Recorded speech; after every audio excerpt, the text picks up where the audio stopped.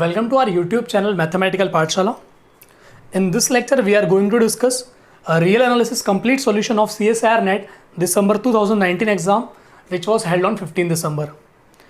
They have asked total 14 questions from this section.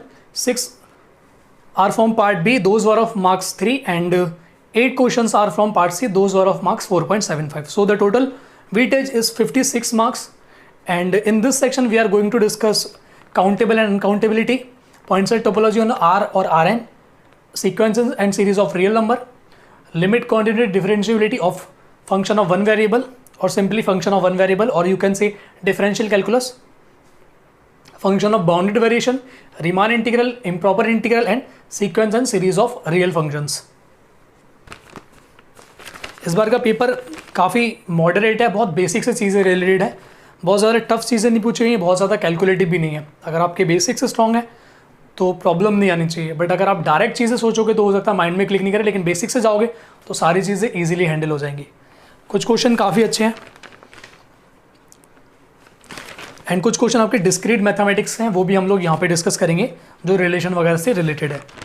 And जो function of several variable का part है that we will be discussing in the separate video. तो चलिए start करते हैं. Question number 1, what is the sum of the series? They have given a series 1 upon 2 into 3 plus 1 upon 2 square into 3 plus pair 1 upon 2 square into 3 plus 1 up 3 square plus 1 upon 2 cube 3 square plus so on. So अगर इस type की कोई भी आपको series मिले, पहले आप उसको आराम से 10 या 15 सेकंड देखो कि क्या कोई पैटर्न बन रहा है. अगर आप इसको अच्छे से देखो so it is same as, अगर आप इस वाले टर्म में से 1/2 कॉमन आउट लें, so I will be having 1/2 into 3, here I will be having 1/2 square 3 square, then in the next term I will be having 1/2 cube 3 cube after taking 1/2 is common, and this is a sequence, this is series 1/2 into 3 plus 1/2 square into 3 square. So this series, and after taking 1/2 common I will be having same series, so it will be 1 plus 1/2 1/2 into 3 plus 1/2 square 3 square plus 1/2 cube 3 cube and so on, and this is nothing but my geometric series. I know the sum of the infinite geometric progression, so it will give me, from here I will be getting 3/2. From here first term is 1/2 into 3, 1 minus 1/2 into 3, it will give me 3/2 into 1/6 into, it will be 6/5, so overall will be 3/10. So this one easy question. Question number 2 पे आते हैं. This was the easiest question according to me in the examination, क्योंकि इस question को solve करने में आपको pen भी उठाने की ज़रूरत नहीं थी. Let E be a set 1/n where n is belonging to natural number. For each m belongs to natural number, define a sequence of function f of e from f of m from e to r, and this is defined as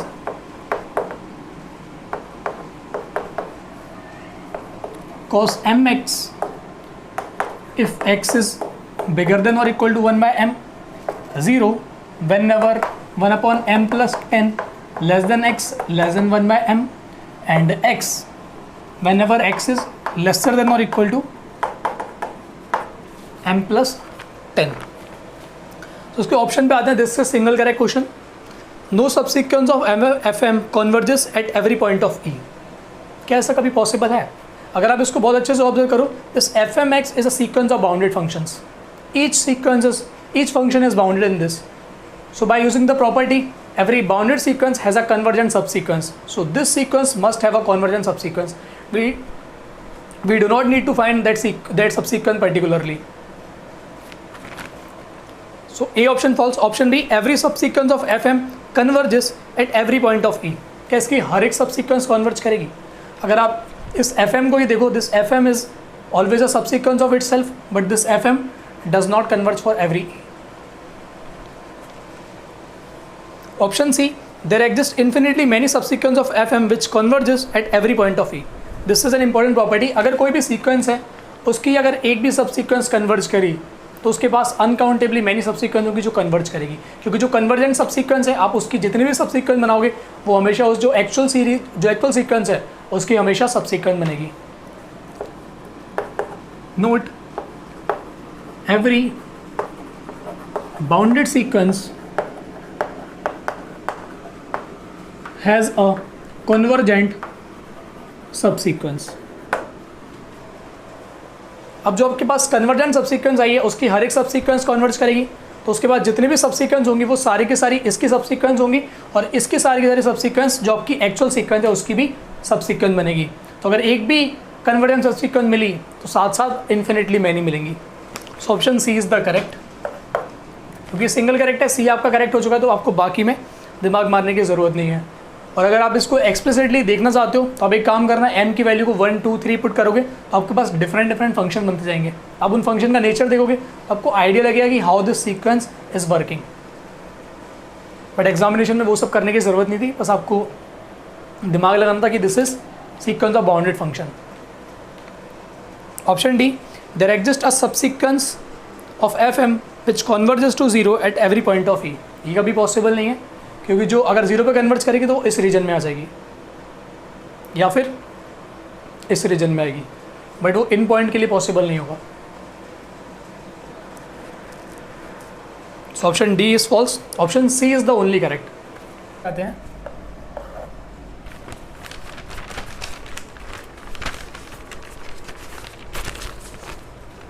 let xn be a sequence of non-negative real numbers। this is one of the good question। इस वाले exam में काफ़ी सारे question ऐसे हैं जो बहुत basic से रिलेटेड है, अगर आप हाई चीज़ों को सोचोगे तो वो आपके माइंड में कभी क्लिक नहीं करेंगे। let xn be a sequence of non-negative real number, that means each xn is positive for every natural number, then which of the following statement is true? if limit inferior of xn is 0, does this imply limit xn square is 0? तो पहले आपको limit inferior और limit superior अच्छे से clear होना चाहिए, तभी आप इस वीडियो को आगे फर्दर देखना, क्योंकि मैं मान के चल रहा हूँ I am solving question that I am assuming that you know the definition very well. Limit inferior of x n is 0। अगर लिमिट इन्फीरियर 0 है, एक एग्जाम्पल कंसिडर करते हैं x n to be 0 1 0 1 0 1। You can consider you can make infinitely many example 0 1 0 1 0 1। So here the sequence is bounded and has two limit points, one is 0 and one is 1, so both are limit point। अगर आपकी sequence bounded होती है तो आपका जो infimum of all subsequential limit जो होता है वो आपका limit inferior बनता है। अब लिख सकते हो limit inferior of xn is nothing but the infimum of all subsequential limits। This statement directly comes from the definition of the limit inferior। Try करना इसको प्रूफ करने के लिए। Limit inferior of xn is infimum of all subsequential limits। उसकी जितनी भी subsequence होंगी उनकी जो लिमिट होगी उनका infimum पिक करोगे, that will be your limit inferior। So in this case your limit inferior is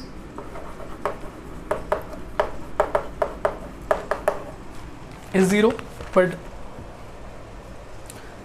the question sing limit of x n square is 0, but x n square निकालोगे तो x n square मतलब 0 1 0 1 again यही sequence आ जाएगी, तो उसकी जो limit है वो एग्जिस्ट नहीं करेगी। A false.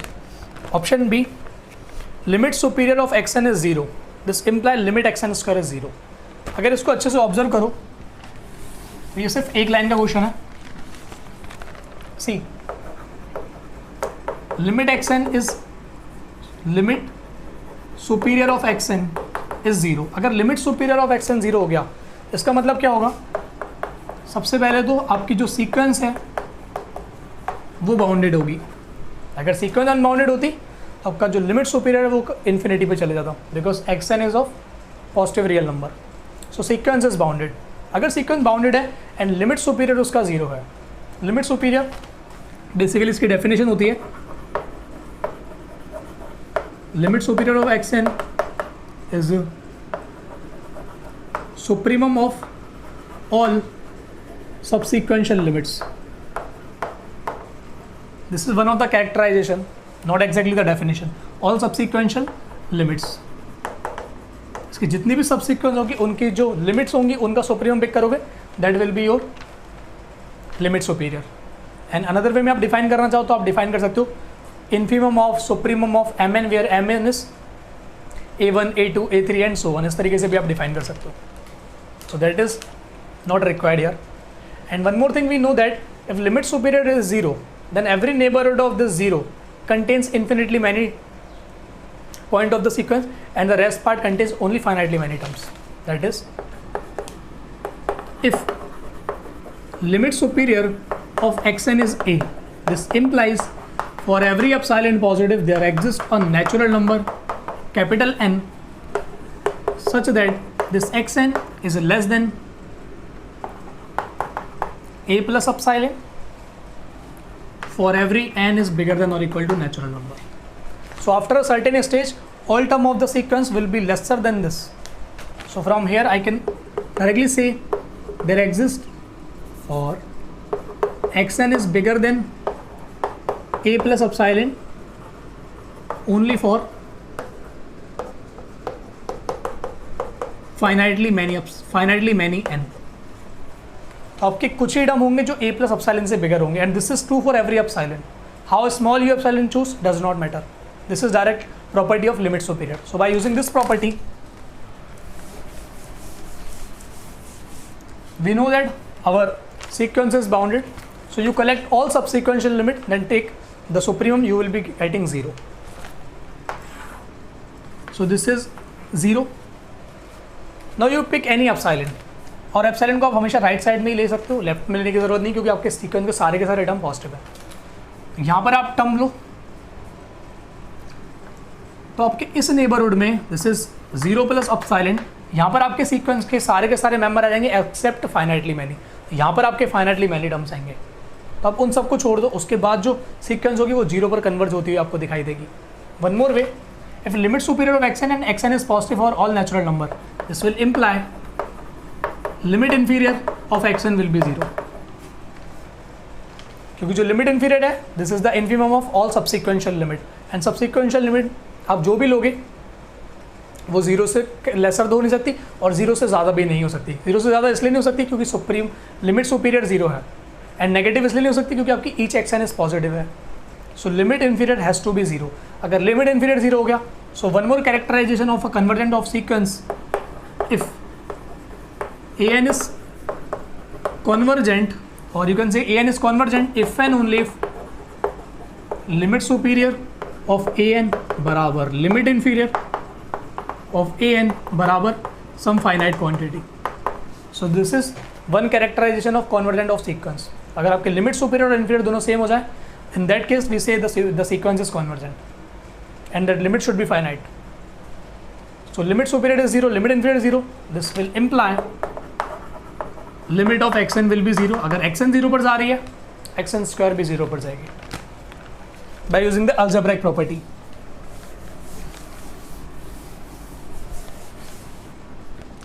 So question number 3 का option number B is correct. Option C, if limit inferior of x n is 0 does this imply x n is bounded. अगर सुपीरियर 0 हो जाता then we say sequence is bounded, but अगर limit inferior 0, so we can not say, we can always define a sequence say 0 when n is odd and when n is even. Again, if you take your subsequence to be a2n plus 1, then the subsequential limit लो, उसका infimum pick करोगे 0 आ जाएगा। So 0 is the limit inferior, but this sequence is unbounded. So C false. Option D, limit inferior of xn square is bigger than 4, then limit superior of xn is bigger than 4. क्या ज़रूरी है अगर limit inferior of xn square is bigger than 4 हो? This is simple, you can always make some examples. Say xn to be 3 when n is odd, 4 when n is even. In this case, the limit superior is 4, limit inferior is 3. And if you square the sequence, then limit inferior of xn square will be 9, which is bigger than 4, but the limit superior of xn is not exceeding 4. So option B is correct. अगर आप discard करने से भी जाते हो तो आपके 3 option discard हो जाएंगे। Question number 4, again this is an important and very basic question. Let less than और equal to be usual order on the field of real number. इसको यूजुअल ऑर्डर इसलिए बोलते हैं क्योंकि ये सबसे बेसिक पार्शियल ऑर्डर है। पार्शियल ऑर्डर सेट मतलब रिफ्लेक्सिव, एंटीसिमेट्रिक एंड ट्रांजिटिव। अगर ये तीन रिलेशन सेटिस्फाई करता है कोई भी रिलेशन, उसको बोलते हैं partially order set, and in short we say poset. And poset बहुत इंपॉर्टेंट है आपके नेट पॉइंट ऑफ व्यू से नहीं, लेकिन अगर आप थ्योरेटिकल कॉन्सेप्ट चीज़ें पढ़ोगे तो आपको बहुत काम आएगा।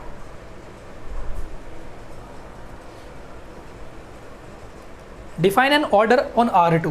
This less than or equal to works on R. So define a new relation on R2 such that this A comma B is less than or equal to A comma C, C comma D if either A is less than C or A बराबर C and B is less than or equal to D. If one of the condition holds, then we say this element is lesser than this element. Consider the subset E, which is defined as 1 by n comma 1 minus 1 upon n. This is a subset of R2 where n is varying over natural number. With respect to this partial order, you can check this is a partial order. This is reflexive, this is antisymmetric, and this is transitive as well. So this is a partial order set.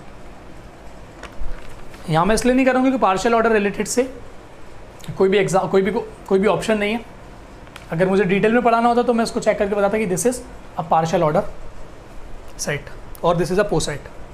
With respect to this, which of the following is true? Infimum of E is 0,1 and supremum of E is 1,0। चलिए करते हैं इसको। Option B है infimum of E does not exist, supremum of E 1,0। Infimum of E 0,1 but supremum of E does not exist. Supremum infimum निकालने के लिए, supremum का मतलब लीस्ट अपर बाउंड, आप सारे के सारे अपर बाउंड कलेक्ट करो, उनमें से जो लीस्ट एलिमेंट है वो पिक कर लो, that will be your supremum. Infimum निकालने के लिए आप सारे के सारे लोअर बाउंड कलेक्ट करो एंड उनमें से जो ग्रेटेस्ट एलिमेंट हो उसको पिक कर लो, that will be your infimum. चलिए सुप्रीमम निकालते हैं पहले। आपके पास अगर इस सेट को ऑब्जर्व करोगे, so this set will be, n की वैल्यू पुट करते हुए चलते हैं, 1,0, 1/2, 1/2, 1/3, 2/3, 1/4, 3/4 and so on. This is my set E. We have given this relation A is less than or equal to, AB is less than or equal to C, D if either A is strictly less than C, or if A is equal to C then B should be less than or equal to D for this relation. आपको option में जो given है वो 1,0 option given है supremum के लिए। अगर आप 1,0 एलिमेंट पिक करो तो पहले चेक करो क्या ये 1,0 इसका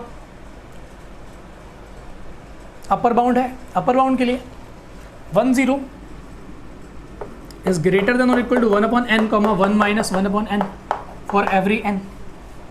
अगर आपने n की वैल्यू 1 पिक करी, so I will be having 1,0 here. So 1,0 is bigger than or equal to 1,0 because this is not happening but this is happening.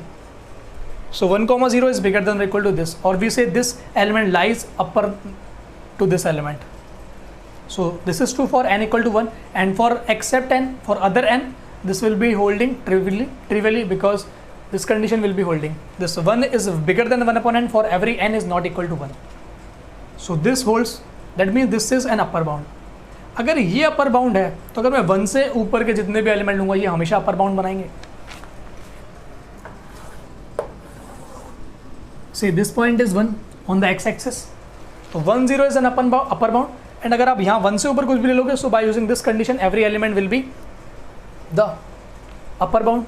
तो आप इस 1 के बाद जितने भी एलिमेंट लोगे वो सारे के सारे अपर बाउंड बनेंगे, चाहे आप इस डायरेक्शन में लो चाहे इधर लो। यहाँ पर एक लाइन डाल देते हैं, x is equal to 1 line. ये सारे एलिमेंट अपर बाउंड का कलेक्शन हो गए। This all are upper bounds.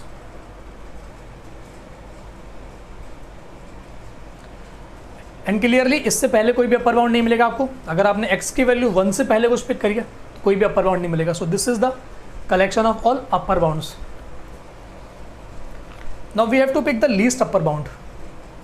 My claim is that this is my least upper bound. अगर आप इसके अलावा कोई भी एलिमेंट पिक करो, से दिस एलिमेंट, दिस इज माई 1,0, इसके अलावा कोई भी एलिमेंट पिक करो, आप एक्स डायरेक्शन में 1 या 1 से बिगर पे जा सकते हो, तो या तो आप इस लाइन पे मूव कर सकते हो या फिर इस डायरेक्शन में मूव कर सकते हो। अब कोई भी एलिमेंट पिक करो, से अगर आप इस लाइन पे कोई एलिमेंट पिक करते हो तो आपके जो एलिमेंट होंगे वो 1, b टाइप के होंगे, where b is arbitrary real number. So this 1, b, this is bigger than और equal to 1,0 by using this condition.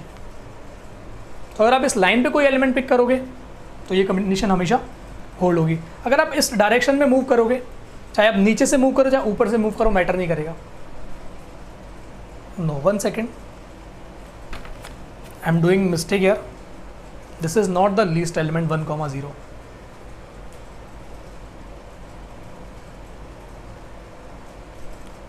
अगर आप 1,0 रख रहे हो तो आप नेगेटिव डायरेक्शन में नहीं जा सकते, क्योंकि नेगेटिव डायरेक्शन वाले आपके लीस्ट अपर बाउंड नहीं बनाएंगे, क्योंकि आपने 1,-1 टाइप का एलिमेंट पिक करा तो वो आपका अपर बाउंड नहीं बनेगा, तो आप नेगेटिव वाले एलिमेंट नहीं ले सकते। सो this is your collection of all upper bounds, not the lower part, क्योंकि आपने अगर इस टाइप का एलिमेंट लिया 1,-1 तो ये एलिमेंट आपका कभी भी 1,0 से बड़ा नहीं होगा, and 1,0 is inside this, so this is not an upper bound. आप नीचे डायरेक्शन में नहीं जा सकते। हाँ, आप इसके लिए नीचे डायरेक्शन में नहीं जा सकते, लेकिन अगर आप x की वैल्यू 1 से एक्सीड कर दो तो आप नीचे हमेशा जा सकते हो। अब यहाँ से ओपन साइड लेकर के जा सकते हो। Now let us right the collection of all upper bounds. ये चीज़ें नोट करो। तो इसकी अपर बाउंड का जो कलेक्शन होगा दैट विल बी, या तो आप ये सारी की सारी स्ट्रिप ले लो, तो इनमें तो कोई प्रॉब्लम नहीं है। फिक्स करते हैं x, y inside R2 such that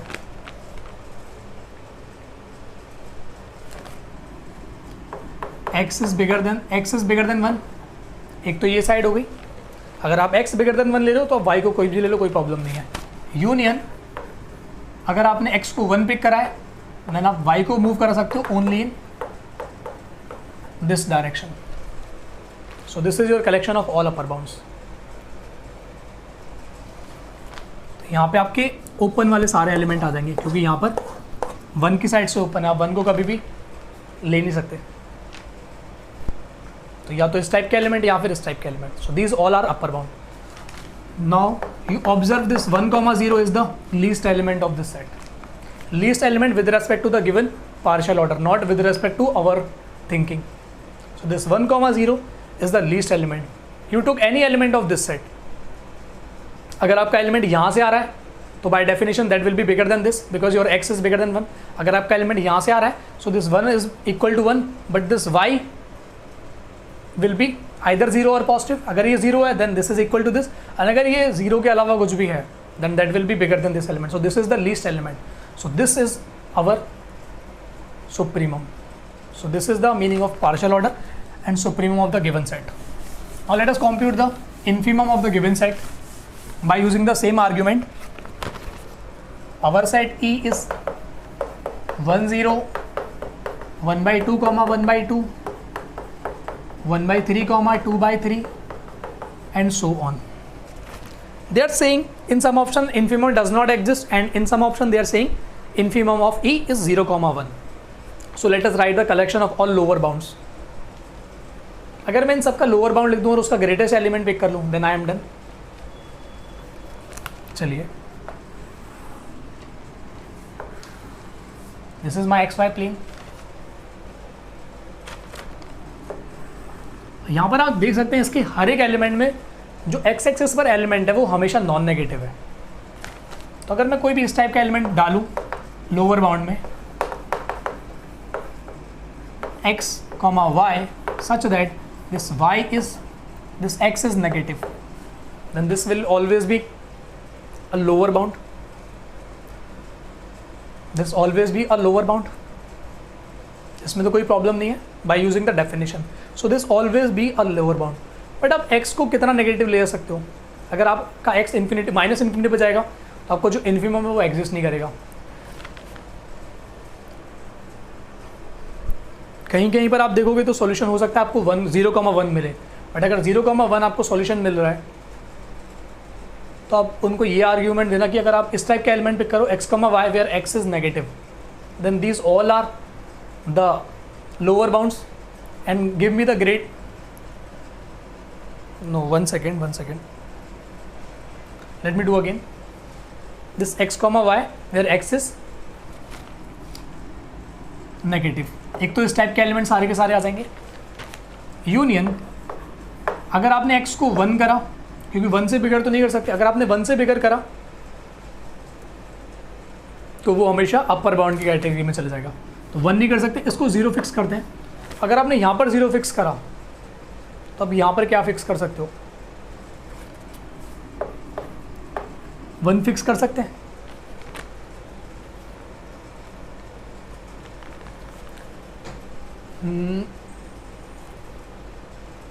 क्योंकि 1 के अलावा अगर आप कोई भी करोगे या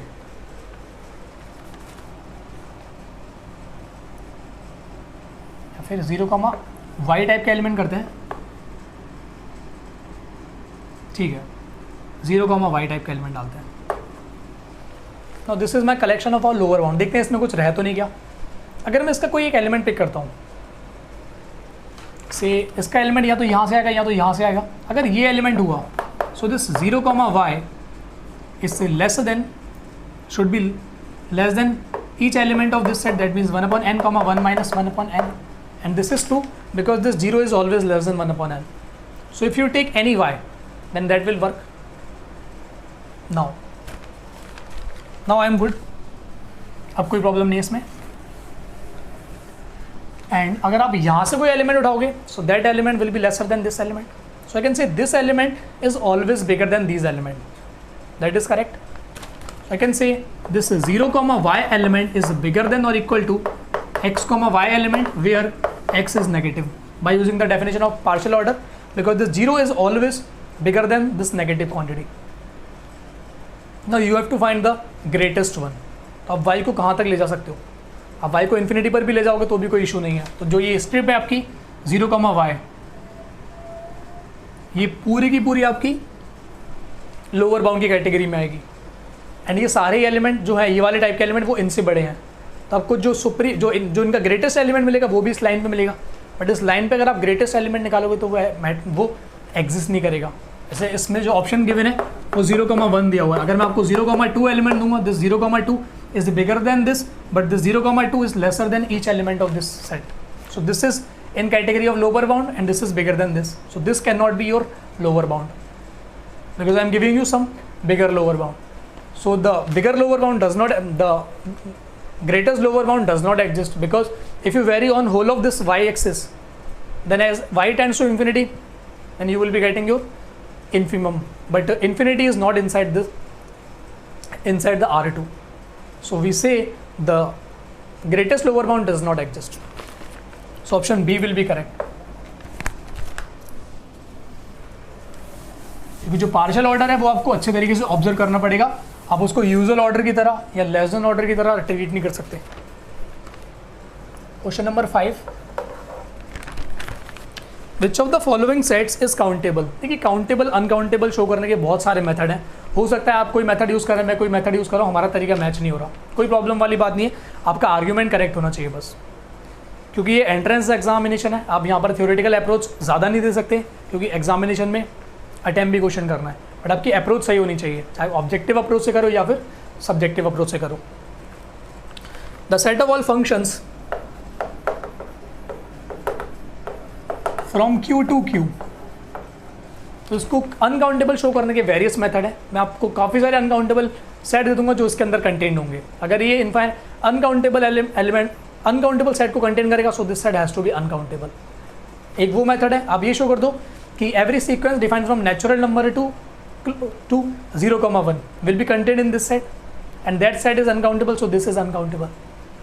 एंड अगर आप इसकी डायरेक्ट कार्डिनलिटी फाइंड करना चाहो, so cardinality of this S1 will be total number of function from Q to Q, the cardinality of this set to the power cardinality of this set, which is basically mean alif naught to the power alif naught, and this is an uncountable number because this is like infinite product, not the finite product. So this is uncountable.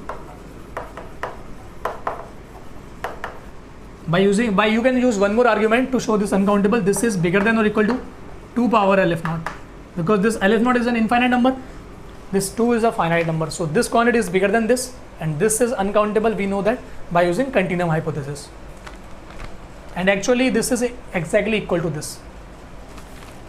So option A is uncountable. Option B, the set of all function from q to 0, 1, this is again uncountable क्योंकि उसकी cardinality 2 power alif naught आ जाएगी, which is uncountable. Option C को आते हैं. Option D, the set of all subset of natural number, that means power set of natural number, उसकी cardinality हम सब जानते हैं कि 2 की पावर alif naught होती है, that is uncountable. Option C, the set of all functions from q to 0, 1 which vanish outside a finite set. चलिए ऑप्शन सी को देखते हैं एक बार. Collection of all functions from q to 0, 1 such that f of x is 0 for every x is in a complement where a is finite set. So this function is vanish outside the finite set, and this is true for every finite subset of your q. So there are various methods to solve this problem. Since q is countable, so we can index them. So मैं q को assume करता हूँ. This q is like say a1, a2, a3 and so on. We can index every countable set. That we know that. अगर ये indexing हो गई इस set की, तो इसका कोई भी एक arbitrary element पिक करते हैं. Say f is in S3, be any arbitrary element. अगर ये arbitrary element है, so how it will look like? This is all function from q to 0, 1. तो मैं इसको इस टाइप से लिख सकता हूँ. f of a1, f of a2, f of a3 and so on, and we have given that this vanish over a finite set, outside a finite set. तो अब इसे कोई भी finite set पिक करो, उसके बाहर ये हमेशा vanish हो जाएगा. तो उस finite set में कुछ तो एलिमेंट होंगे, कोई n नंबर ऑफ एलिमेंट होंगे, लेकिन उनके आउटसाइड ये हमेशा vanish होगा. तो यहाँ पर आपके पास कितने प्लेसेस बचेंगे जहाँ पर ये 1 होगा? At most finite. So this choice has to be countable choice, क्योंकि ये outside a finite set हमेशा vanish हो रहा है. If you pick any finite set, यहाँ पर आपके पास countable choices है.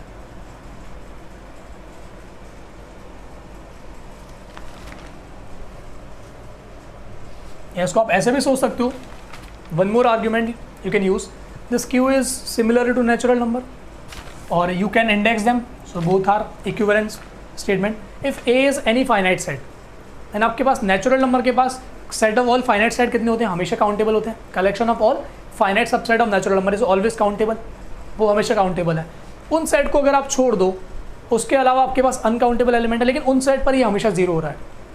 अब इन सेट पर क्या होगा? ए पर ये हमें नहीं पता, या तो 1 होगा या 0 होगा, लेकिन इनके आउटसाइड हमेशा वैनिश होगा. And set of all natural number के पास फाइनाइट कार्डिनलिटी के जितने भी सबसेट होते हैं वो हमेशा काउंटेबल होते हैं. तो एक काउंटेबल प्लेसेस पर 0 या 1 हो सकता है, लेकिन बाकी के सारे प्लेसेस पर क्या होगा? ये हमेशा 0 होगा. तो जो काउंटेबल वाले हैं आप उनको ही हमेशा चॉइस बना सकते हो, क्योंकि बाकी के तो जो रिमेनिंग है उनकी तो चॉइस फिक्स हो चुकी है, उनकी हमेशा ये 0 होगा. तो आपके पास काउंटेबल वाले को फिक्स करना है, तो यहाँ आप 0 पिक कर सकते हो या 1 पिक कर सकते हो. तो आपके पास टोटल चॉइस कितनी होंगी? Countable cross countable, and countable cross countable is always countable. So this set is countable. So this is the stronger argument than the previous one. So option C will be correct.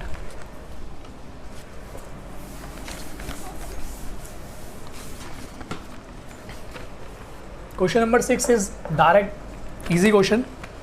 Let X be a subset of R, be an infinite countably bounded subset of R.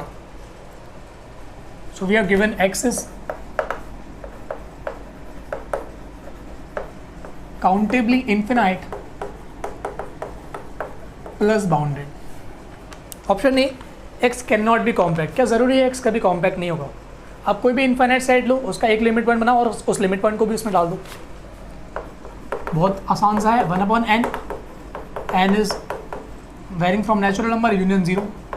So this is bounded as well as closed.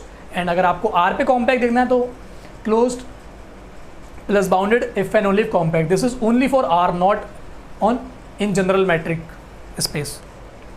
So option A false. X contains an interior point. देखिए अगर कोई भी countably infinite set है वो कभी भी interior point contain नहीं कर सकता. Why? Let A be any interior point of X. अगर ये इंटीरियर पॉइंट हुआ, this imply there must exist some delta positive such that this neighbourhood a minus delta, a plus delta will be inside x. But we have given x is countably infinite and this open interval contains uncountably many elements. So this x has to be uncountable, which is contradiction to the given hypothesis. So B false. Option C, x may be closed. Yes, x may be closed. This is one of the example. So this is true. This is true because of maybe. The closure of x is countable. क्या ज़रूरी है x का closure countable होगा? There is one more nice example. Closure of x. ठीक है, x को choose कर लेते हैं. Q intersection close 0 1. Set of all rational inside this interval. अगर आप इसका closure लोगे, the closure will be whole 0 1. So, but this is not the countable. So closure of x need not to be countable always. So option C is correct. Now we have done all the questions from part B. There were total 6 questions from part B. Now let us begin with question number 7. This is one of the basic question. अगर आपने computer science पढ़ी होती तो आप इस type की problem को बहुत जल्दी कर लेते, क्योंकि जब मैंने ये क्वेश्चन देखा था तो मेरे माइंड में सबसे पहले वो क्लिक हुआ था जहाँ पर जब मैंने अपने टॉपिक्स में डेटा स्ट्रक्चर पढ़ा था तो वहाँ पर टाइम कॉम्प्लेक्सिटी नाम का एक टॉपिक आता है. तो वहाँ पर आपको जो ये इनइक्वालिटीज़ होती हैं बहुत अच्छे से सिखाई जाती हैं. तो उस टाइप से अगर आप जाते या अगर आपने पढ़ा हुआ है वो टॉपिक तो ये एक बार में आपके माइंड में क्लिक कर जाएगा. हो सकता है एग्जामिनेशन में सोचने में प्रॉब्लम हो. कुछ ऑप्शन गिवन है. Consider capital N is bigger than और equal to 5, be an integer, and which of the following is और are true. Option A, summation n is running from 1 to capital N, 1/n is less than और equal to 1 plus log of n. ध्यान रखना ये question बहुत अच्छा है, मैं बताऊंगा ये क्वेश्चन अच्छा क्यों है. एक सिंपल सा ग्राफ बनाते हैं. 1/x का ग्राफ आप सब लोगों को पता है. Set this point 1, this is 2, this is 3, this is 4, and at some stage I will be having point n, and here 1/n minus 1. So if this is 1, then this value is 1, this value is half, this value is 1/3, this is 1/4, this is 1/n minus 1, this is 1/n.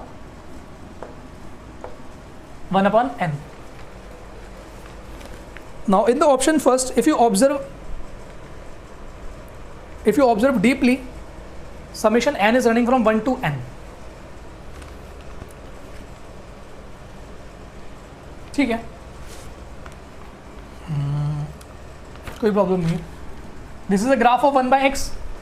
अगर आप ये rectangle consider करो,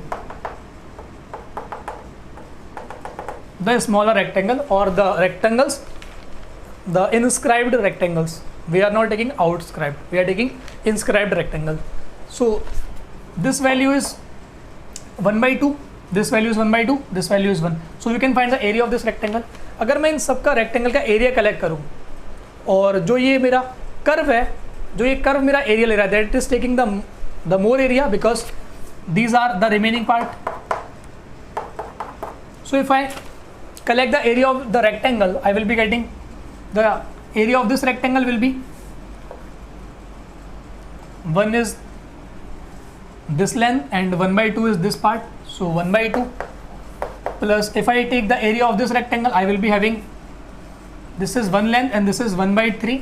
So this is 1/3 plus 1/4, and after this stage I will be having this length is 1/n and this is 1. So this overall is 1/n, and clearly this area is less than or equal to or strictly less than, because we are taking only finitely many terms, 1 to n 1/x dx, because this curve is taking more area as compared to the inscribed rectangles. So this is less than, इसको integrate करोगे तो log of n and log of n minus log of 1, that is log 1 is 0, so I will be having log of n. Now add 1 both side, I will be having 1 plus 1 by 2 plus 1 by 3 plus 1 upon n is lesser than 1 plus log of n. So this is the question saying. So option A is correct.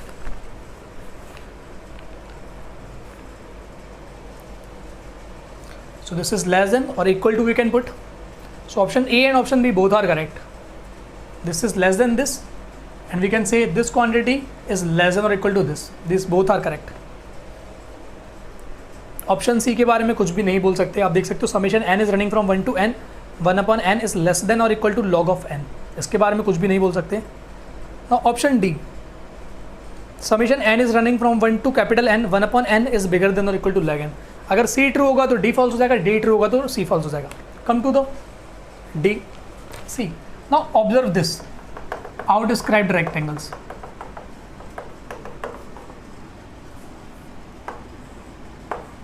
These are my out-described rectangles. Now if I take the area of out-described rectangle, then that area will be bigger than the area covered by this curve 1 upon x. So I will be having area of this bigger rectangle, it will be, this height is now 1. So 1 plus 1 by 2 plus 1 by 3 plus up to 1 upon n minus 1, because this height will be 1 upon n minus 1. So this is the area covered by the outscribed rectangles. This will be bigger than or equal to area covered by the graph 1 to n, 1 upon x dx. I will be having this. Now this quantity is nothing but log of n we have seen.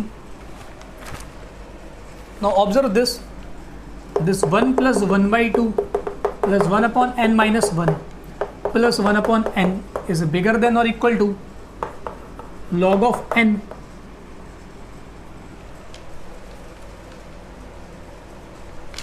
क्योंकि अगर आप इसमें कुछ add करोगे so you will be getting bigger quantity. So this quantity is bigger then log of n.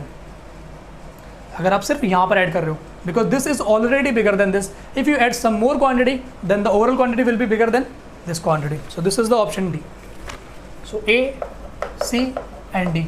And अगर आप data structure वगैरह पढ़ के जाते तो वहाँ से आप टाइम कॉम्प्लेक्सिटी निकालते हो, तो वहाँ पर यही टेक्निक्स आपको सिखाई जाती है निकालने की, कि आपकी जो टाइम कॉम्प्लेक्सिटी वो ऑर्डर n की है, ऑर्डर n स्क्वायर की है.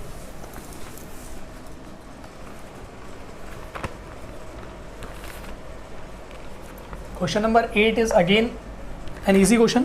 Late a n be a bounded sequence of real number. अगर कोई भी बाउंडेड सीक्वेंस है रियल नंबर की, and it must have a subsequence which is convergent. So option A, every subsequence of a n is convergent. False, क्योंकि इसके सारे subsequence convergent नहीं होती. एग्जाम्पल शायद आप बना लोगे, इसमें तो कोई प्रॉब्लम नहीं होनी चाहिए कि every subsequence of a n is convergent. अगर आप subsequence की बात करें तो आप a n को भी ले सकते हो. a n is always a subsequence of itself. अब a n को पिक कर लो -1 की पावर n और एक subsequence बनाओ which is a n itself. So this is not convergent. ये बहुत सारी बना सकते हो. इसके लिए ये एग्जाम ये भी ले सकते हो. a1 ले लो, a3 ले लो, a4, a1 a3, a4 a6, then a7 a9, first 2 odd subscript, then 2 even subscript, then 2 odd subscript. अब आप ये देखो ये भी कॉन्वर्जेंट नहीं है, क्योंकि कुछ टर्म इवन, कुछ -1, कुछ +1, कुछ -1, कुछ +1. So you can construct infinitely many example.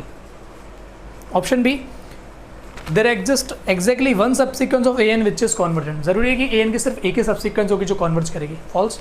Bye using this example you can take a to n will be 1 and a to n plus 1 will be -1.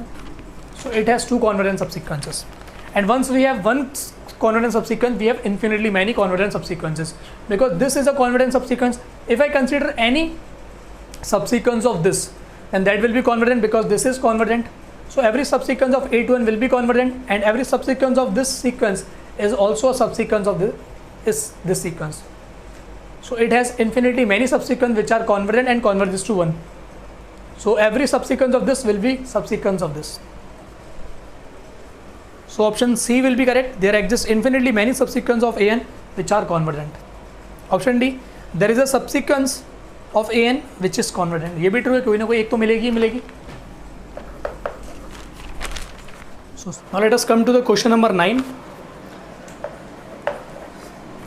This is again a very good question, totally related to the basics. For each natural number n is bigger than or equal to 1, define a quantity Cn or An. I don't know what is this. Let me take it Cn, which is defined as n upon 10 power least integer function of log base 10 n. So this is least integer function, that is the integer greater than or equal to this quantity. Which of the following statements are true? इसको कुछ लोग ceiling function भी बोलते हैं. जैसे आपने greatest integer पढ़ते हो तो आपका जो ग्रेटेस्ट इंटीजर होता है वो आपको लोअर वाली वैल्यू देता है, ग्रेटेस्ट जो इंटीजर वैल्यू होती है, और ये आपको बिगर वाली वैल्यू देता है. तो इसको फ्लोर फंक्शन और सीलिंग फंक्शन भी बोला जाता है. इसको सीलिंग और ग्रेटेस्ट इंटीजर को फ्लोर फंक्शन, क्योंकि अगर आप ऑब्जर्व करो जो सीलिंग होती है वो ऊपर होती है और जो फ्लोर होता है वो नीचे होता है. तो जो ग्रेटेस्ट इंटीजर फंक्शन होता है वो आपको लेस वैल्यू देता है इंटीजर की, इसलिए उसको फ्लोर फंक्शन एंड इसको सीलिंग फंक्शन भी बोलते हैं. Limit inferior of a n is 0. Option B, limit inferior does not exist. देखिए अगर आपने लिमिट इन्फीरियर और सुपीरियर अच्छे से पढ़े हैं तो एक चीज़ तो पता होगी, कोई भी सीक्वेंस हो उसका लिमिट सुपीरियर और लिमिट इन्फीरियर हमेशा एग्जिस्ट करता है. चाहे उसकी लिमिट एग्जिस्ट करे नहीं करे, वो सीक्वेंस कैसा भी उसका नेचर हो, लेकिन जो लिमिट सुपीरियर होंगे और इन्फीरियर होंगे वो हमेशा एग्जिस्ट करते हैं, including infinity and minus infinity. Option C, limit inferior of a n is 0.15. Option D, limit superior of a n is 1. Now observe this thing, this n is a natural number, तो ये हमेशा किसी दो natural number के बीच में lie करेगा. So I can say there exist some k from natural number such that this n lies between 10 power k plus 1 less greater than और equal to 10 power k. हमेशा कोई ना कोई k ऐसा मिलेगा जिनके बीच में ये n लाई कर रहा होगा. Why am taking this to be 10 to the power k? Because this log base value is 10. So because of easiness I am taking this to be 10. अगर मैं इसमें log base 10 ऑपरेट करूं, so I will be getting log base 10 power k is lesser than और equal to log base 10 n less than और equal to log base 10 power k plus 1.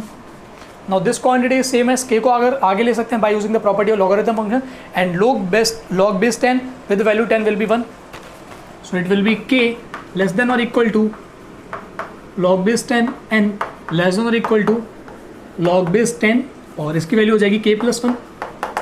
Now this log base 10 n is lying between k and k plus 1. So if I choose the least integer function of this, that will be either k or k plus 1. So case 1, if n is exactly 10 power k, अगर n exactly 10 power k है, then I will be having the least integer function of this value must be equal to k. Log base 10 n, this value must be equal to k, or otherwise this value will be equal to k plus 1. Now in this case my A10k, this is A10k, this will be 10 power k, this is 10 power least integer, this value is k, so this value is 1. So whenever your n is 10 power k, then I have A10k value is 1, and this is 2. Now case 2, if n is bigger than 10 power k and less than or equal to this 10 power k plus 1, तो फिर ये आपके पास चीज़ आई. So I can say this n is lying between these two quantities and this n is bigger than 10 power k, so I can say this n is equal to 10 power k plus some t, where t is either 0 or 1. 0 possible नहीं है, अगर 0 हो गया तो 10 power k हो जाएगा, तो 0 remove कर दें. 1 2 3 अप टू 9, क्या 10 ले सकते हैं? अगर मैं 10 लूँगा सो या आपका एग्जैक्टली यही आ जाएगा. सो 10 को भी रख लेते हैं, कोई प्रॉब्लम नहीं है इसमें. So this t will be varying from 1, 2, 3 up to 10. Now this is my n. Now observe, in this case the least integer value of this will be k plus 1. So I can define this an, this will be 10 power k plus t, because this n is 10 power k, and plus t, where t is either 1, 2, 3 up to 10. Upon this value is 10 power k plus 1, and this is same as 1 by 10 plus t power 10 of k plus 1. Now this is my expression for an whenever n is not of the form 10 power k. So I can make two subsequences. ये चीज़ें note करो सारी की सारी.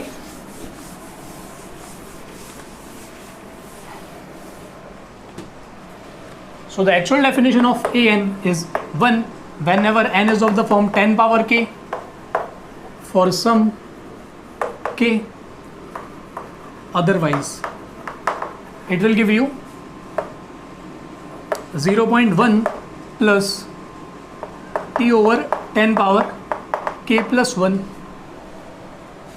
where n is of the form 10 power k plus t, where t is varying over. इसका मतलब होता है the natural number less than और इक्वल टू 10, यानी कि टी को आप 1, 2, 3 अप टू 10 तक ले सकते हो. अगर आप यहाँ पर 0 लगा दोगे that means T also includes 0. So this is the notation I am using. Now this is my N.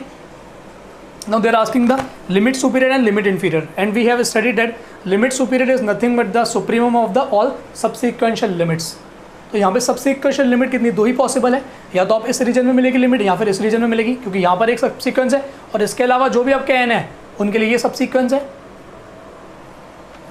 So we can observe supremum of all subsequential limit, it will be 1. अगर आप ये भी बोल सकते हो कि अगर आपकी सीक्वेंस बाउंडेड है तो जो लार्जेस्ट लिमिट पॉइंट होता है वो आपका लिमिट सुपीरियर बनता है. कुछ लोग उसको ऐसे भी बोलते हैं, बट दोनों ही ये इक्विवेलेंट है, but this is more stronger statement. Supremum of all subsequential limits. And similarly this is my limit superior of a n, and some people call it to be largest limit point, but this statement only valid when your sequence is bounded, otherwise you cannot use this statement largest limit point. This you are using provided an is bounded. And in a similar manner, smallest limit point provided an is bounded, same as infimum of all subsequential limits. Subsequential limit मतलब वो सारी subsequences जो converge कर रही हैं. So this value will be 0.1, which is known as limit inferior of an. Option पे आते हैं. अगर आप ऑप्शन देखो तो सिर्फ ऑप्शन डी मैच हो रहा है. Limit superior of an is 1. So correct option is only D. And this is very nice concept. जो लिमिट सुपीरियर और इन्फीरियर का कॉन्सेप्ट है, ये आप जब कॉम्प्लेक्स में पढ़ोगे तो ये काफ़ी यूज़फुल है और काफ़ी इंटरेस्टिंग टॉपिक है, बट रियल एनालिसिस में इतना डिटेल्स में इसको नहीं पढ़ाते हैं.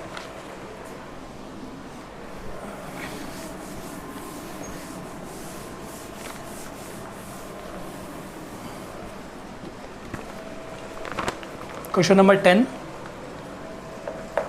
10 is little bit calculative, but इस क्वेश्चन में कुछ खास चीज़ नहीं है. Let fx be a real polynomial of degree 4. अगर fx polynomial है degree 4 का, so I can assume fx to be a0 plus a1x plus a2x square plus a3 x cube plus a4 x power 4. Suppose f at -1 is 0 and f at 0 पर 0. अगर f 0 पर 0 है, so I can say a0 is 0 since I am using f at 0 पर value 0. So my a0 is 0. So I can remove a0 from here. Now f dash at 0 पर value 0 है. अगर मैं f dash करूँगा, so I will be having a1 plus 2a2x plus 3a3x square plus 4a4x की power 3. And उसमें 0 put करूँगा तो मेरा जो a1 है वो 0 बन जाएगा. So I can say this a1 is 0 since f dash at 0 is 0.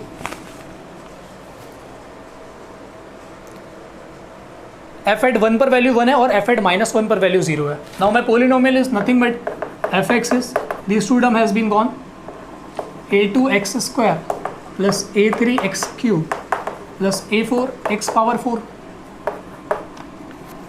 f at -1 is 0. अगर -1 पुट करोगे तो a2 minus a3 plus a4 this value is 0 and 1 पर value 1 given us. 1 is equal to a2 plus a3 plus a4. I will be having this one. Now by using these two statement I can say this a2 plus a3 value is a3 because a2 plus a4 और a3 को यहाँ पर लेकर आओगे तो a2 plus a4 is a3, तो a3 की जगह इस टर्म और इस टर्म की जगह यहाँ पर a3 पुट करेंगे. So I will be having 2a3 equals 1.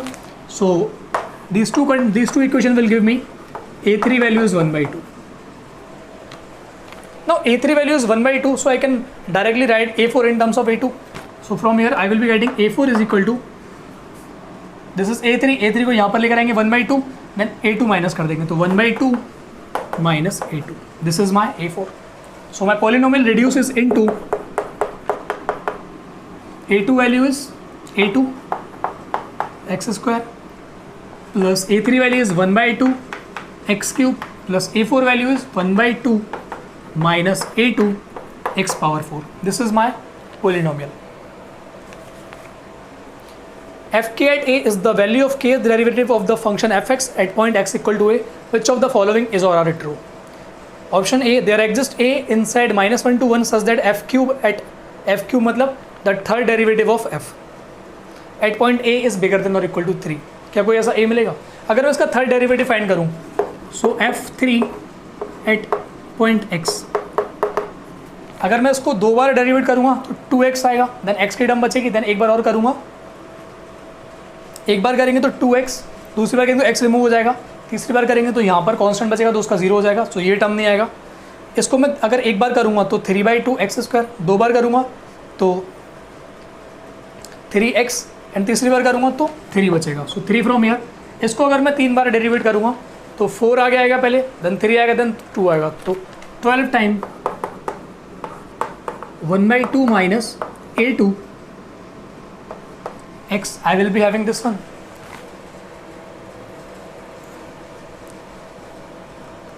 So option A, there exists a inside -1, such that the third derivative of f at point A is bigger than or equal to 3. If I choose my x to be 0, then this value will be exactly 3 and 3 is bigger than or equal to 3. So option A is correct. Option B, the third derivative of f at point A is bigger than or equal to 3 for every a inside -1, क्या ज़रूरी है हर एक के लिए true होगा? अगर मैं इस वैल्यू को -1 कर दूं और इस a2 को 0 कर दूं तो ये होल्ड नहीं होगा, तो ये क्वांटिटी नेगेटिव में चली जाएगी. तो option B is in general false. Option C false, क्योंकि f3 एट 0 पर वैल्यू आपकी 3 है. ऑप्शन डी, f3 एट 0 पर वैल्यू बिगर देन और equal to 3. So option A and option D are correct. Question अच्छा था बट इसके जो ऑप्शन थे वो बहुत ही ख़राब है, क्योंकि ऑप्शन से आपके क्वेश्चन डायरेक्टली सॉल्व हो जा रहा है, इसमें कुछ भी नहीं है. क्वेश्चन नंबर 11 पे आते हैं.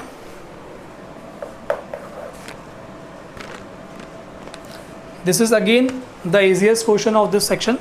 Late n be a fixed natural number, then the series summation m is bigger than or equal to n minus 1 power m upon m is.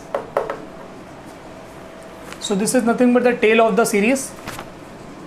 Summation n is running from 1 to infinity minus 1 power n upon n. So this is the tail of this series. Option A, this is absolutely convergent. False. अगर आप इसका mod लेंगे तो this is not convergent. Option B, divergent. False. By using Leibniz rule, this is convergent. Option C, absolutely convergent if n is bigger than 100. False. Option D, convergent. This is convergent by using Leibniz test. So option D is the only correct.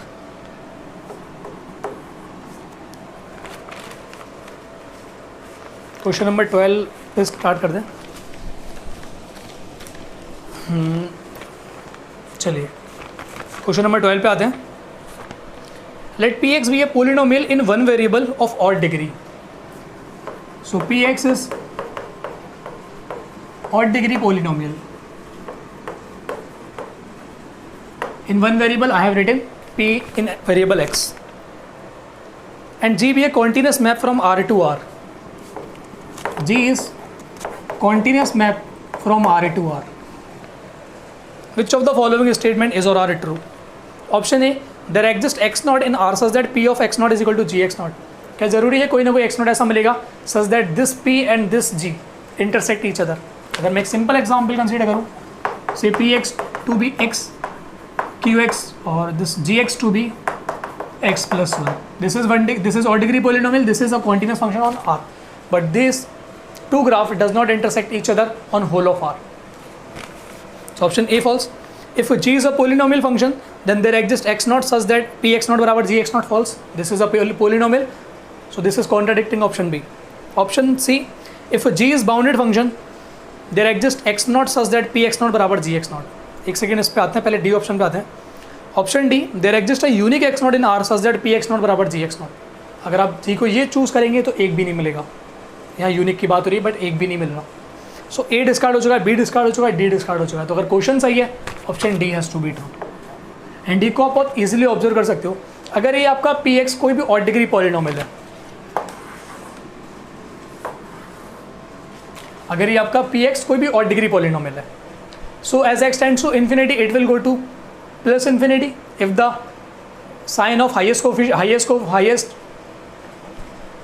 degree coefficient is positive. यानी कि अगर आप इसको 2n plus 1 degree का मानते तो उसका जो कोएफिशिएंट अगर पॉजिटिव है, so as x tends to infinity it will go to plus infinity. And अगर x tend to minus infinity पे जा रहा है तो ये माइनस इन्फिनिटी पे टेंड कर जाएगा. अगर आपका हाईएस्ट डिग्री का जो कोएफिशिएंट है वो पॉजिटिव है, अगर नेगेटिव है तो साइन चेंज हो जाएंगे. सो इसका जो नेचर होगा वो अप्रॉक्सीमेटली कुछ इस टाइप का होगा. x टेंड्स टू इन्फिनिटी पर प्लस इन्फिनिटी और माइनस इन्फिनिटी पर जाएगा तो माइनस इन्फिनिटी पर. मैं अज्यूम करूँ कि आप एक बार कट कर रहा है, लेकिन अगर ये n डिग्री का पॉलिनोमियल होगा तो एटलीस्ट एक बार तो कट करेगा. तो मैं सबसे सिंपलेस्ट केस ले रहा हूँ कि ये एक बार x एक्सेस को कट कर रहा है एंड डेफिनेटली करेगा बिकॉज ऑड डिग्री का पॉलिनोमियल है. चलिए, and option C saying if g is a bounded function. अगर g बाउंडेड फंक्शन हुआ सो g की कोई ना कोई बाउंड होगी. मैं अज्यूम करता हूँ कि g की बाउंड, ऊपर की बाउंड कुछ ये मान लेते हैं, नीचे की बाउंड कुछ ये मान लेते हैं. से this is m1, this is m2. So this is g is bounded by m1 and m2 in both the direction. तो अगर g पूरे r पर डिफाइंड है तो कहीं ना कहीं तो उसकी वैल्यू होगी. अगर g कांस्टेंट फंक्शन है तो कोई प्रॉब्लम नहीं है. अगर आप कोई भी लाइन ड्रॉ करोगे तो कम से कम इसको एक बार तो कट करेगी. अगर g कांस्टेंट नहीं है तो कुछ ना कुछ वैल्यू होगी. अज्यूम करते हैं कि इस पॉइंट पर उसकी कुछ वैल्यू है, यहाँ पर आ रही है, देन उसके बाद सीधे जा सकती है, यहाँ पर जाएगी. अगर एटमोस्ट यहाँ पे जा सकती है, लेकिन इसके बाद भी जब वो इस टाइप से जाएगी तो इस ग्राफ को कट करना पड़ेगा. अगर ये इस तरीके से नहीं जा रही, सपोज करो कुछ इस टाइप से जा रही है तो यहाँ पर कट करके जाएगी. सपोज करो कुछ इस टाइप से जा रही है तो यहाँ कट करके जाएगी. तो आप जो भी बाउंडेड फंक्शन बनाओगे वो हमेशा इसको कहीं ना कहीं कट करके जाएगा. So this is basic observation. Option C was correct क्योंकि A, B and D have been discarded.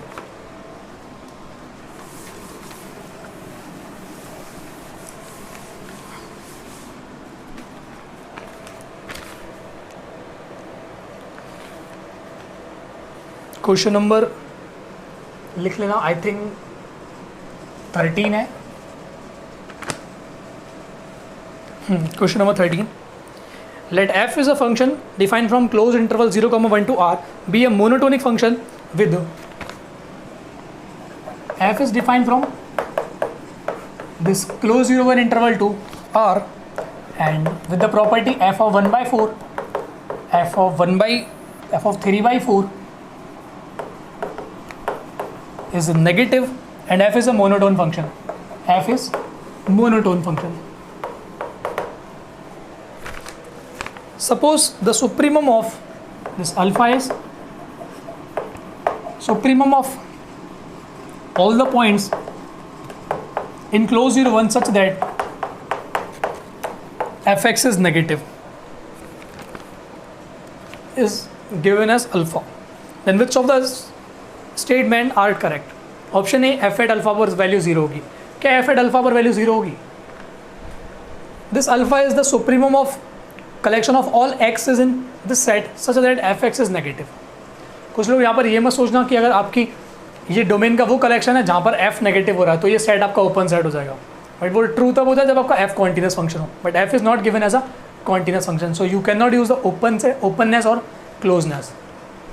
अगर वहाँ से जाओगे तो प्रॉब्लम हो जाएगी, क्योंकि जो क्लोज सेट होते हैं उनके जो सुप्रीमम और इन्फीमम होते हैं वो या तो लिमिट पॉइंट बनते हैं या सेट के मेंबर होते हैं। अगर सेट के मेंबर है तो हमेशा ही अल्फा इसका मेंबर होगा, अगर ये लिमिट पॉइंट बनेगा तो ये सेट क्लोज होता है, अगर क्लोज सेट हुआ तो उसका लिमिट पॉइंट हमेशा उसमें आ जाएगा। तो आप इसको ओपननेस और क्लोजनेस से मत सोचना, वहाँ से सोचोगे तो प्रॉब्लम हो सकती है।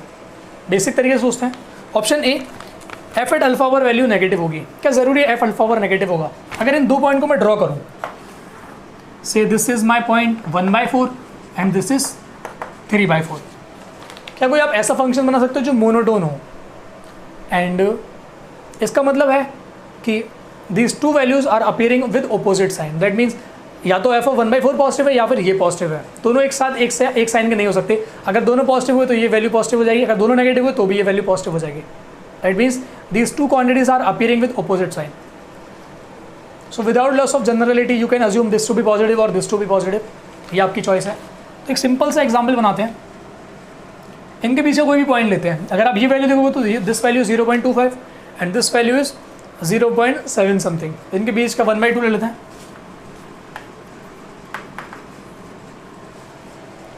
सो दिस इज द पॉइंट 1/2। अब फंक्शन बनाते हैं। when x is bigger than or equal to 1, less than 1/2 minus of a or positive of a, ठीक है, माइनस ऑफ a करते हैं, and a when 1/2 is bigger than or equal to x, less than or equal to 1. So this is my function where a is a positive real number. A be any arbitrary positive real number you can take. So clearly this function is monotone function, क्योंकि 0 to 1/2 this is minus quantity and after 1/2 it is positive. So this is monotone increasing function. Now collect all the points in closed 0, 1 whose value is negative. तो अगर आप ये पूरा domain contain करोगे तो ये पूरा का पूरा क्लोज इंटरवल 0 to 1/2 आ जाएगा. So this set, this alpha will be supremum of close 0 to 1/2 half open. Now supremum of this is nothing but 1/2, and at alpha the value of the function at 1/2 is a, where a is a positive real number. So f at a, f at alpha, which is same as f at 1/2, which is a, and a is positive. So a is false. Option B, if f is increasing then f alpha is non-positive. False by using this statement with this example. So a and b both are false. Now let us come to the option C and option D.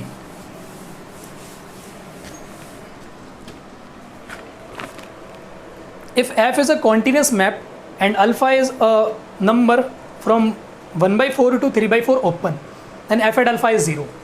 See, this condition is giving me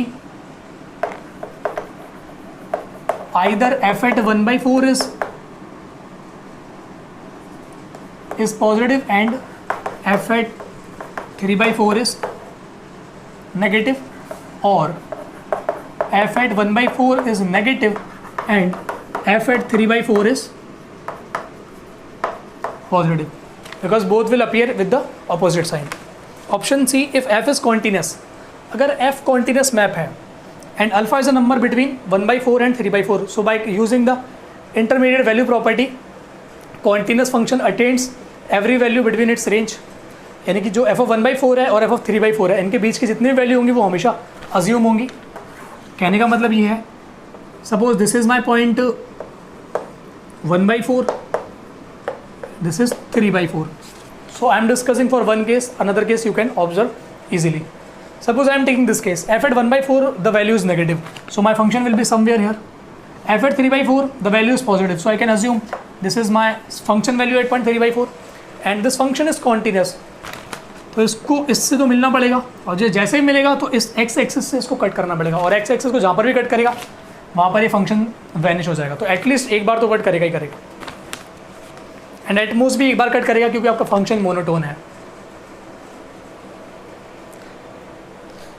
but monotone strict monotone नहीं है, तो हो सकता है एक से ज़्यादा बार cut जाए। अगर स्ट्रिक्टली मोनोटोन होता तो एट मोस्ट एक बार कट करता। So option C is correct. Option D, if f is decreasing then f at alpha is negative. चलिए इस केस को डिस्कस करते हैं। इफ एफ इज डिक्रीजिंग,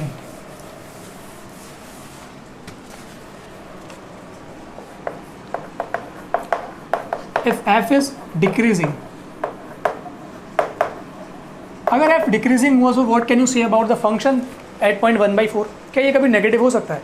अगर ये नेगेटिव हुआ और फंक्शन डिक्रीजिंग मोड में, तो एफ ऑफ 3/4 भी नेगेटिव होगा। तो इन दोनों का जो प्रोडक्ट होगा, उसका जो साइन होगा वो हमेशा पॉजिटिव आ जाएगा। So that is not the case. So this will force f at 1/4 will be positive and f at 3/4 is negative. So this will be the case. Now what can you say about the alpha point? Here we have f at 1/4 पर value positive है, f at 3/4 पर value negative है, and alpha is supremum of x in close 0 1 such that f at x is negative. So x, this alpha is the supremum of this. ठीक है.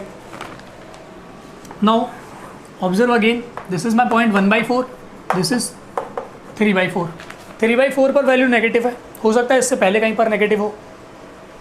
सो मैं इस point को ले लेता हूँ, से this be any arbitrary point, कि यहाँ से जो फंक्शन वैल्यू वो नेगेटिव होना स्टार्ट हुई है, क्योंकि 1/4 पर पॉजिटिव है, तो हो सकता है कुछ पॉइंट तक पॉजिटिव रही, देन उसके बाद नेगेटिव होना स्टार्ट हो गई. Now observe one thing, alpha is bigger than 3/4. Is it true? Or this is true? Since alpha is a supremum of this set, and ये supremum है तो इसके हर एक मेंबर से बड़ा होगा, और इसके सारे के सारे मेंबर कैसे हैं, जिन पर फंक्शन की वैल्यू नेगेटिव है. That means 3/4 belongs to this set. अगर 3/4 इसका मेंबर है and alpha is a supremum of this set, so alpha will be bigger than और equal to 3/4 and your f is decreasing. This will give me f at alpha less than और equal to f at 3/4. क्योंकि अगर function decreasing होता है तो that interchanges your inequality. So अगर आप इस पे एफ ऑपरेट करोगे तो इनइक्वालिटी चेंज हो जाएगी. So f at alpha will be lesser than और equal to f at 3/4 and f at 3/4 is negative. So f at alpha has to be negative. So option D is also correct.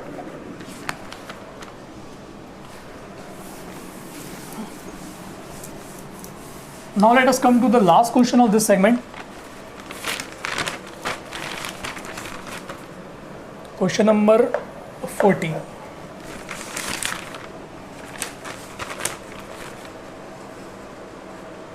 Which of the following is or are true? बहुत easy question है. अगर आपने इस type की कुछ counter example पढ़े हैं तो एक ही लाइन में सारे का सारे ऑप्शन हो जाएंगे. There are 3 mutually disjoint subset of R, each of which is countable and dense in R. अभी तक आपने R के लिए कौन कौन से डेंस सबसेट पढ़े हैं? अगर आप उन पर जाओगे, सबसे पहले आपके दिमाग में आएगा Q complement. This Q complement is uncountable but Q is uncountable. तो आपके दिमाग में यही चलता रहेंगे Q और Q कॉम्प्लीमेंट. आप इनके अलावा ढूंढने के लिए जाओगे तो आपको डिसजॉइंट मिलेंगे नहीं. लेकिन अगर आपने थोड़ी सी भी अच्छे से मेहनत करी है तो इस सेट को आपने कहीं ना कहीं पढ़ा होगा. M plus alpha n where M, n are from Z and alpha is fixed irrational number.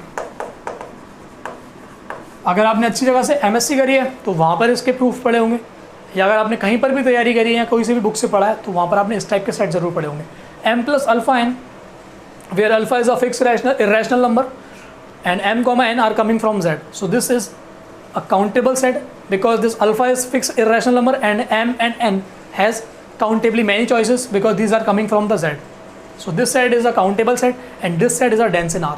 अगर आप इसका क्लोजर लोगे तो वो R में बिलोंग कर जाएगा, या फिर ये कह सकते हो R का हर एक पॉइंट जो है वो इसका लिमिट पॉइंट बनता है. यानी कि आप R का कोई भी पॉइंट लो, मैं हमेशा आपको एक सीक्वेंस दे पाऊंगा इस सेट में से जो उस पॉइंट पर कन्वर्ज करेगी. सो this set is dense in R. अगर ये डेंस है R में and this alpha is a fix irrational number, so alpha can not be zero. तो आप अल्फा को जैसे वेरी कराते होगे आपके पास नए नए तरीके के इरेशनल सेट बनते, नए नए तरीके के काउंटेबल डेंस सेट बनते हुए चले जाएंगे। सो this is my say set A alpha, this is countable and dense. So for each alpha belongs to Q complement we have new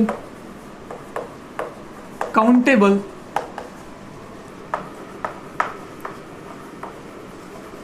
dense subsets। अगर आपको मैं इसके प्रूफ का थोड़ा हिंट दूं तो वहाँ पर यूज़ होगा ग्रेटेस्ट इंटीजर फंक्शन की प्रॉपर्टी एंड अल्फ़ा ये आपका इरेशनल से आ रहा है, तो आप पहले इसको रेस्ट्रिक्ट करना कि आप क्लोज 0 1 के अंदर इसको डेंस दिखाने की कोशिश करना, यानी कि आप एम और एन ऐसे चूज़ करना कि जो आपके मेंबर है वो क्लोज 0 1 के अंदर ही अंदर सारे के सारे आ जाए। अब अगर वो चीज़ लोगे अब क्लोज 0 1 में इसको शो करना एंड वहाँ पर आपको यूज़ करना पड़ेगा पिजन होल प्रिंसिपल। अगर किसी को इस पूरा प्रूफ चाहिए तो मेरे को व्हाट्सअप पे मैसेज कर देना, मैं आपको पूरा का पूरा इसका प्रूफ दे दूँगा। तो अगर आपने पिजन होल प्रिंसिपल पढ़ा हुआ है वो यूज़ होगा और ग्रेटेस्ट इंटीजर फंक्शन की प्रॉपर्टी, यानी कि ये डेफिनेशन होगी x can be written as greatest integer plus fractional part. तो ये प्रॉपर्टी यूज़ हो रही होगी because your m and n are integer, so you can use in this way। तो ट्राई करना इसको प्रूफ करने के लिए, अगर नहीं हो और प्रूफ चाहिए तो मेरे से पूछ लेना या फिर गूगल पे सर्च कर लेना, मिल जाएगा इसका proof. So for each alpha we have new countable dense subsets of are.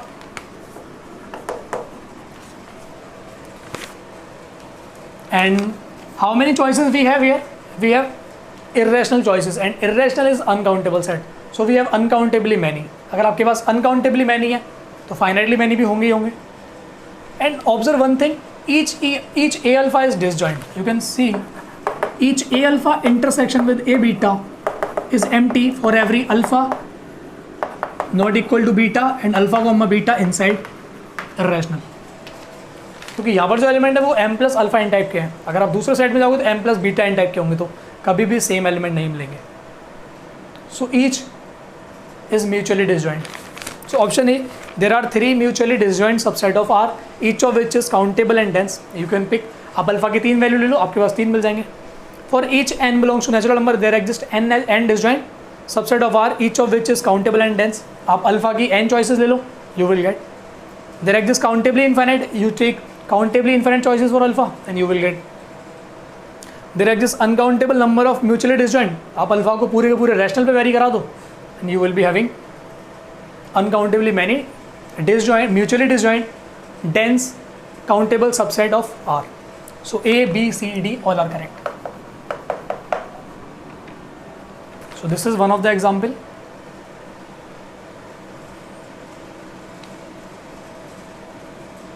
ठीक है, अगर आप चाहो तो इसको और किसी सेट से भी रिलेट कर सकते हो, जो आपने आर के डेंस सबसेट्स पढ़े हैं तो वहाँ से भी आप रिलेट कर सकते हो। तो इस टाइप का भी शायद पढ़ा होगा, m upon 2 power n, where m is varying over z and n is varying from 0, 1, 2 and so on। जो ये सेट है, this set is again dense on are.